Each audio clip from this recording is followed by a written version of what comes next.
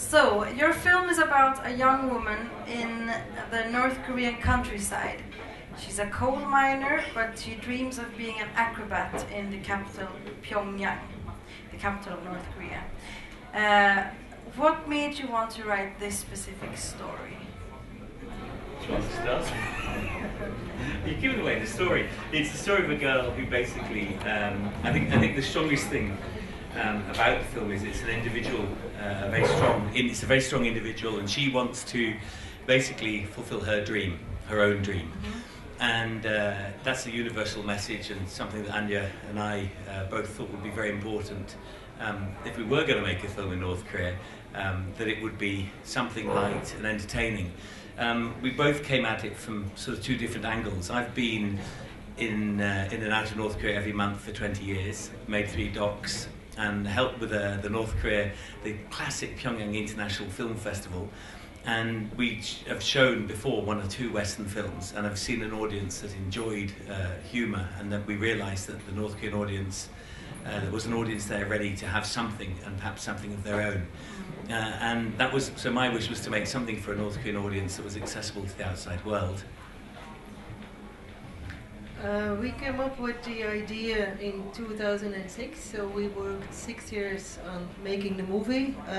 Basically 3 years on writing the script, 1 year shooting and pre-production, and 2 years of post-production.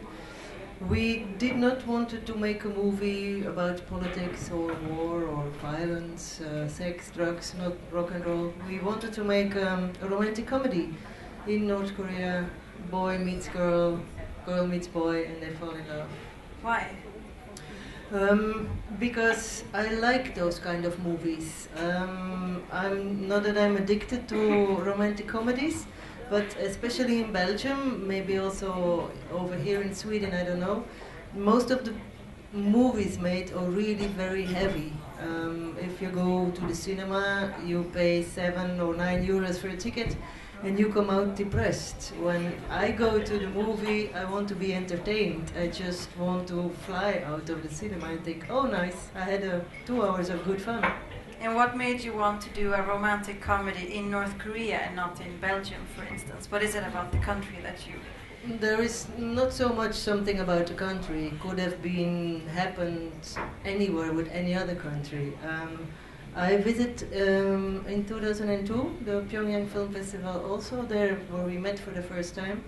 And it was more by curiosity. I was at PIFAN, the fantastic film festival in Seoul, where I met a German journalist who told me that at the other side of the border there was a film festival, which I wouldn't believe and thought it was a bit strange. So by curiosity he got me a number, a fax number. I've sent the fax, but at that time it was only fax because there was no email yet.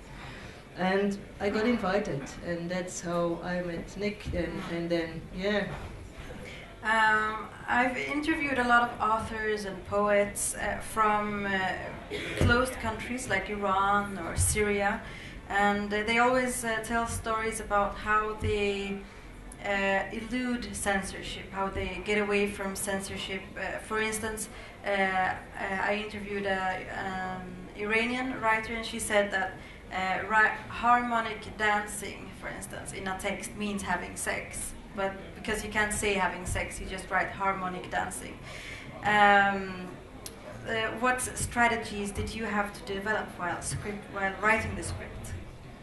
Because of censorship. There was, well, in a way, we were our own censors. By wanted to make a romantic comedy, you just avoid a lot of. There are basic rules for a romantic comedy. So in that way, we were our own censors.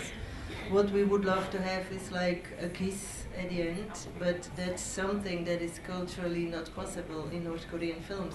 But it's rather easy to accept it because in Indian movies they cannot kiss either. So then you come up with different ideas. That's rather hot hand holding though. I mean, that's sort of. So what were the biggest challenges while making this film? I think the cultural differences and the language. The language was really a problem that we had to find solutions for, because Nick doesn't speak Korean, I doesn't speak Korean, and our Korean director doesn't speak English. So how did you do? Luckily, our co-producer, Riomeva, speaks both languages, and she's very good in English and also in understanding the English jokes that Nick makes.